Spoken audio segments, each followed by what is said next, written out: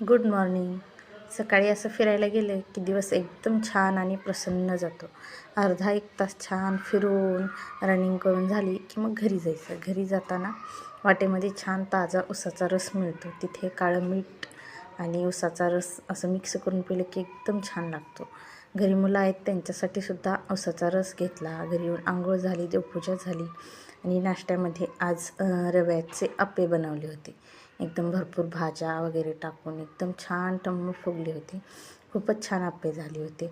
नाश्ता केला, मुलांना डबे भरून दिले, ते शाळेला गेले. 2 मुलांची सध्या एक्झाम चालू आहे आणि याला सुट्टी आहे. याचं दिवसभर हेच चालू असतं, चोरून लपून छपून मोबाईल बघणं आणि दिवस घालवणं.